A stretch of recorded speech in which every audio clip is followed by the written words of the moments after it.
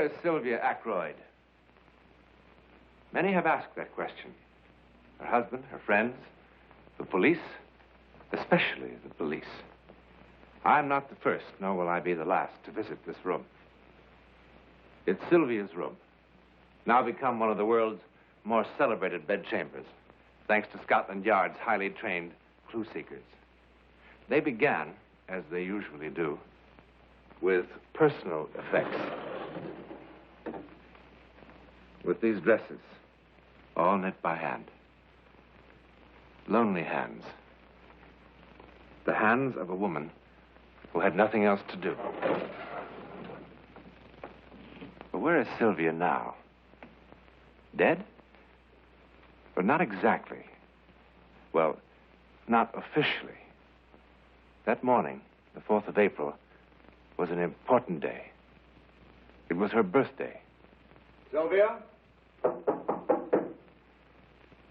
Her 40th birthday. Good morning, my dear. Harrison?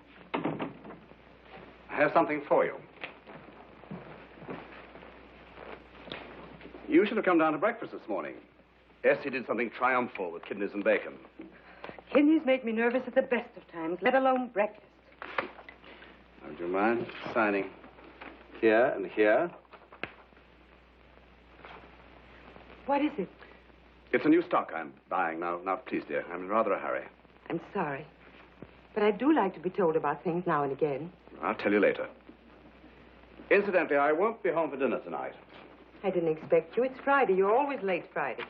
Merely because Friday happens to be the most opportune evening for filling business associates with expensive champagne. Of course. As a matter of fact, I'm taking Horton Bassler down to Sunningdale. Really?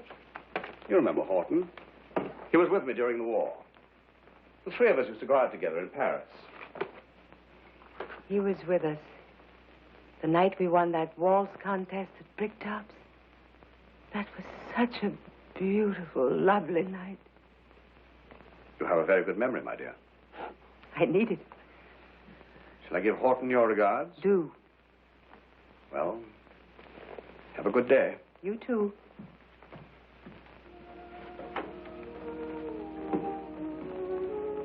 Good day. A good day. What is a good day?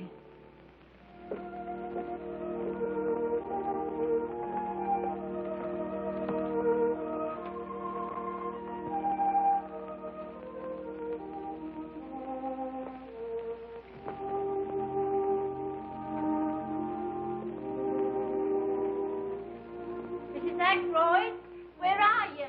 I'm down here, Essie.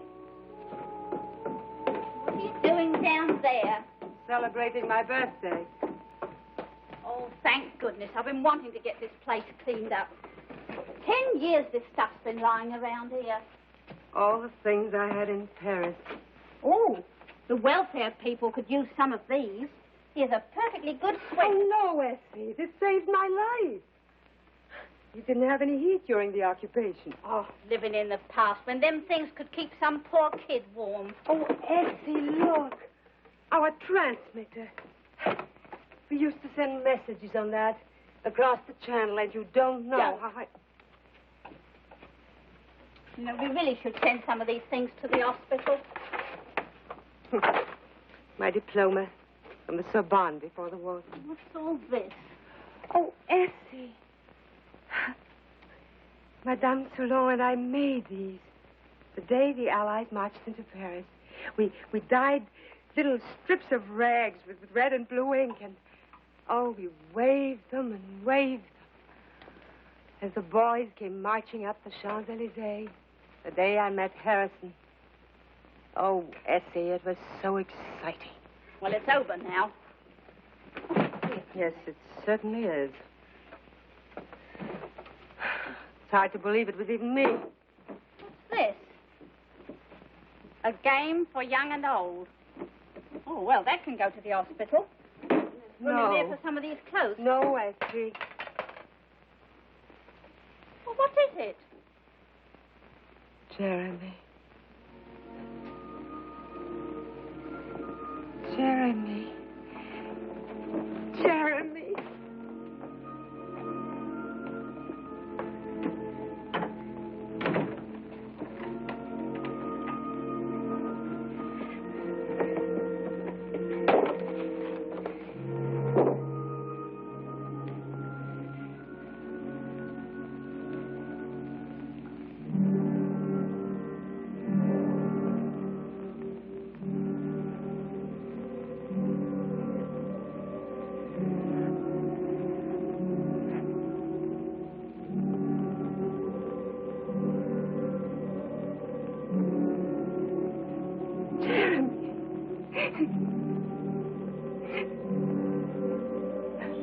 You remember.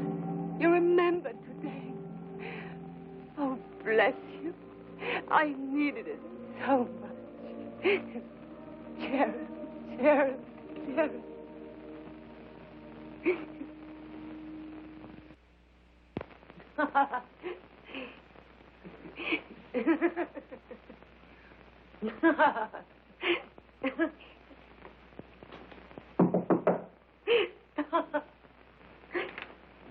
Oh, Essie, that's not very big. You're lucky to get anything, sending me down at the last moment. 3 shops I had to go to for enough candles. And I got lamb chops for your dinner. Wonderful. Wonderful. Maybe I should get some more. There's only enough for one. No, that's right, Essie. Dinner for one. I'll have it up here on a tray.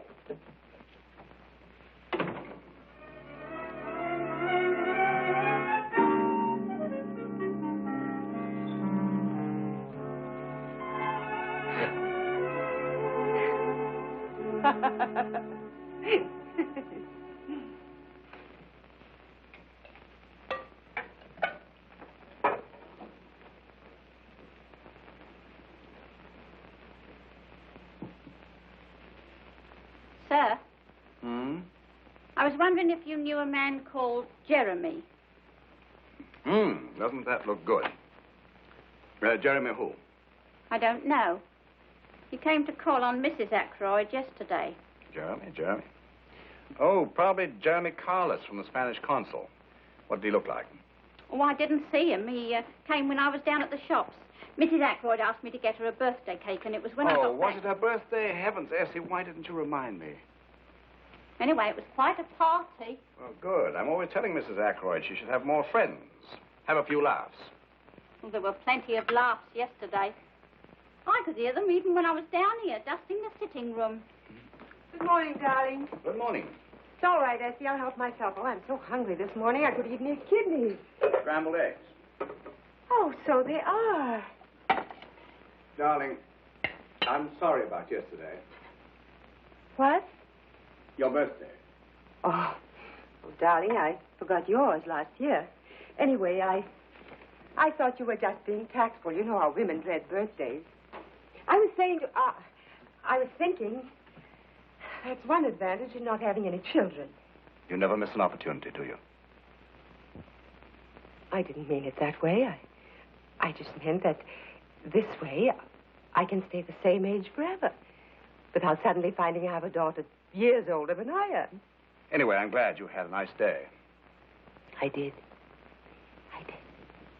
Essie tells me you had quite a party. Who was here? Oh, it wasn't really a party. I just thought a birthday cake would be fun. That man from the consul? Who? Carlos? Carlos. Oh, no, Harrison. Then who was here? There's no one here. Sylvia, what you do is your own affair. I use that word judiciously. Frankly, I don't mind, as long as you're clever enough to keep it that way. But you must understand my position. I will not risk adverse publicity. I don't intend to find my name in the morning papers.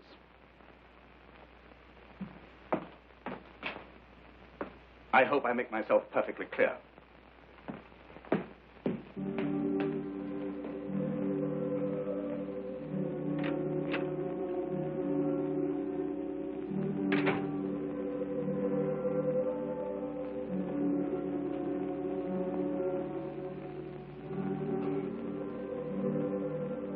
Jeremy? You know, Harrison thought I...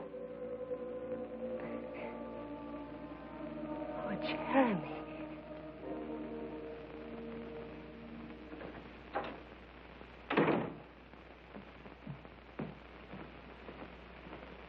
Harrison, you're early. Where did you go tonight? Oh, I got bored with the house, so I thought I'd dine out. Oh, so you thought you'd dine out. Yes, Harrison. It's Friday, your night out. I thought it was time for my night out, too. Where did you go? Paglino's? Did you see anyone we know? Yes, I saw the Bradens. And did they see you? They were sitting at the next table. Well, you're going to tell Lily Braden right now how delightful it is to have your cousin over here on a visit from France. And that you No, were I won't, Harrison. Because Lily wouldn't know what I was talking about. Yes, they did see me. In fact, they asked me to join them because I was by myself, dining alone. You're a liar as well. How dare you?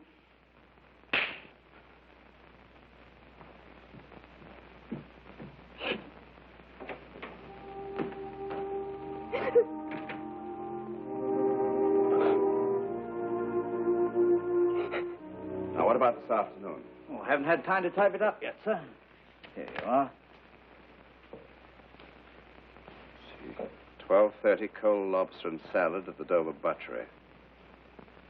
1:15 proceeded along Dover Street to Bailey's Gallery in the Prince's Arcade.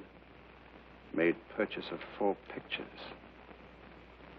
Did you see what they were? Well, without getting too close, sir, they looked like military prints.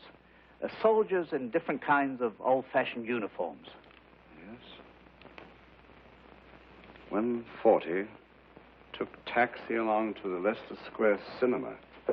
American musical starring Sid Charisse and Did she meet anyone? Not today, sir. And Mrs. Ackroyd left the cinema about 4:25 and took a taxi home. No visit to the museum today? No, not today, sir. And all this time, she never talked to anyone? Well, not to anyone, sir. What do you mean? When she thought no one was looking, she talked a lot, sir. In a low whisper. And laughing, sir. Your wife laughs a lot. But always to herself. I see.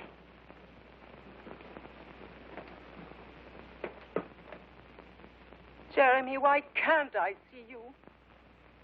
Oh, you're always saying one day, one day. It's maddening. Jeremy, come over here to the piano. This little figurine. See if you can move it. It's not ridiculous. Well, then show me. Push it over, please, Jeremy. All right, it's silly, but I just want to see if you can do something physical.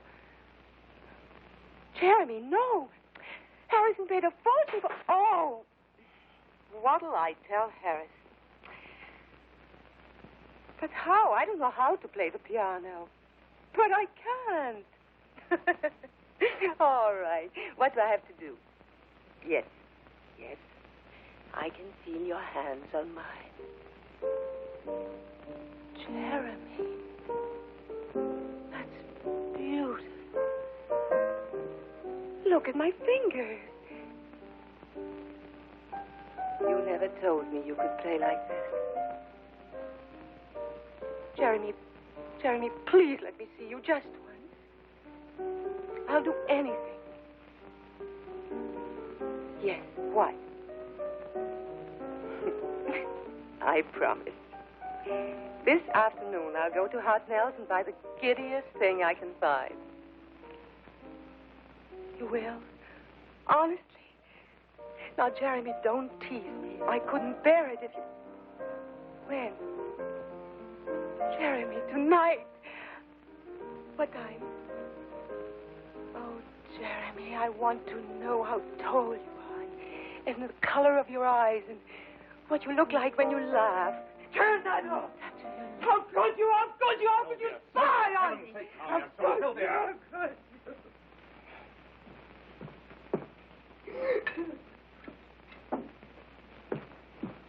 Here, drink this.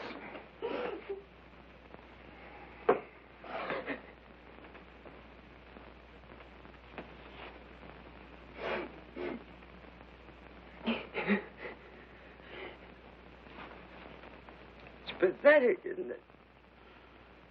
All these weeks you've been suspicious. Now you know.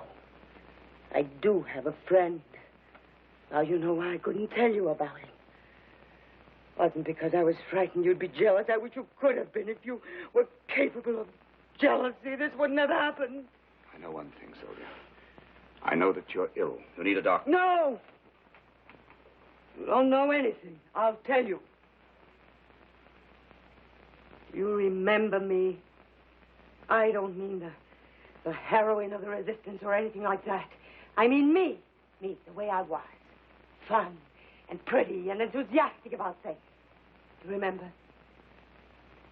What happened to me, Harrison? I died. It wasn't getting older that did it. Harrison, I loved you very much. Sylvia, you must... Just listen. When I found out about you, I should have fought to keep you. But I didn't. I just gave in. I stopped living.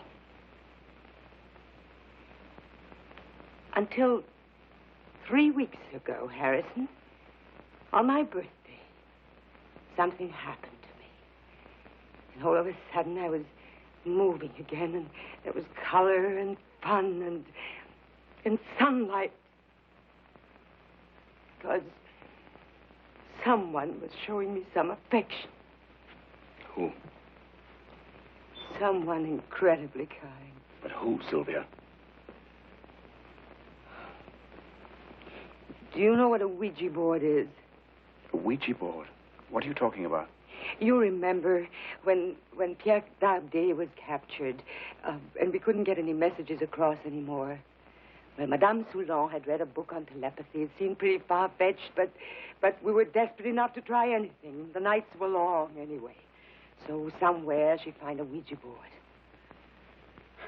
Well, you've seen them. You put your hands on it and they write messages. It's a board.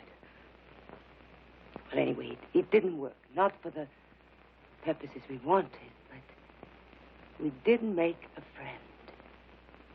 Go on, Sylvia, go on.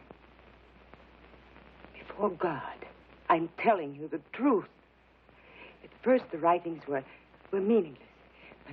But slowly, there was sense, and then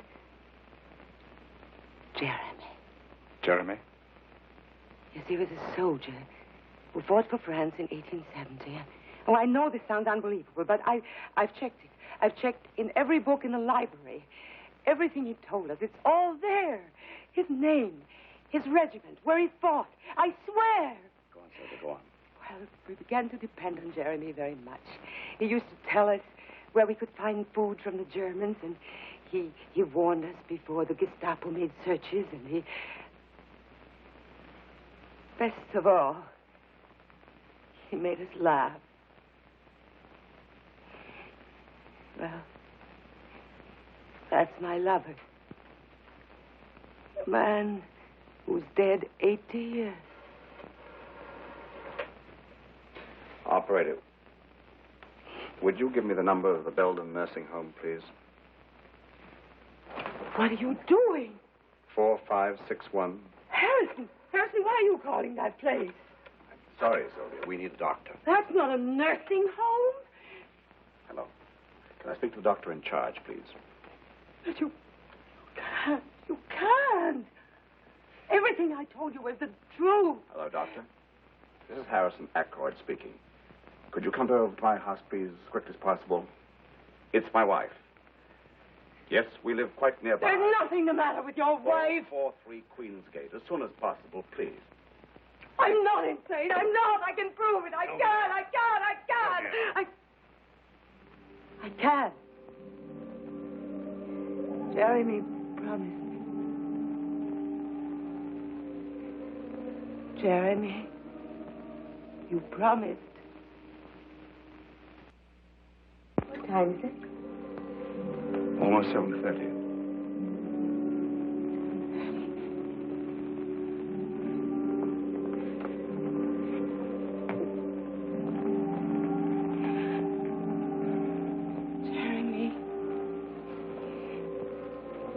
Jeremy, please.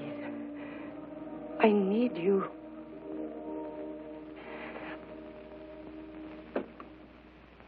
Harrison, wanted to get rid of me so badly, why didn't you tell me? I would have given you a divorce. This was a cruel way of doing it.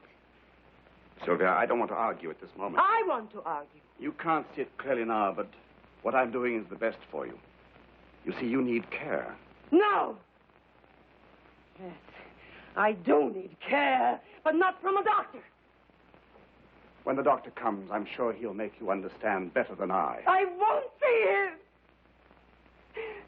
You mustn't do this. Harrison, please don't do it. I'm sorry, Sylvia. Now listen to me. If you heard him too, if you heard his voice, if you saw him... Jeremy, you promised. I never needed you so much. Jeremy! Sylvia!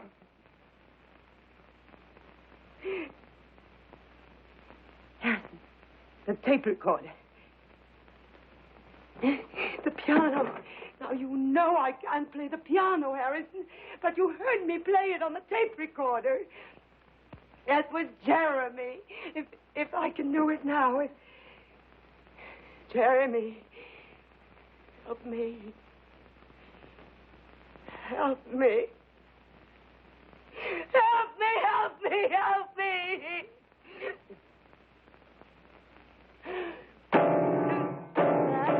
The doctor's here. Doctor, I'm Harrison Ackroyd. That is my wife. You can trust me. You'll be happy where you're going. Come on now.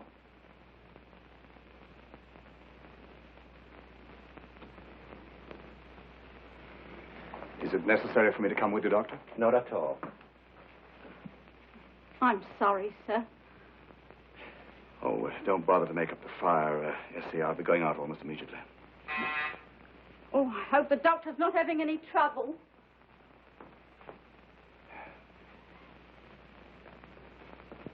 Sir. Mr. Ackroyd, Yes. I'm Dr. Werner. Who? Werner, we talked earlier on the telephone. From the hospital. I've come for your wife. Where is she, Mr. Ackroyd? Where is she? When she left this house, Sylvia Ackroyd joined that bizarre band of human beings who have simply vanished from this earth. Finally, utterly. It would be nice to believe that Jeremy did keep his promise. He told her she'd be happy where she was going, wherever that may be.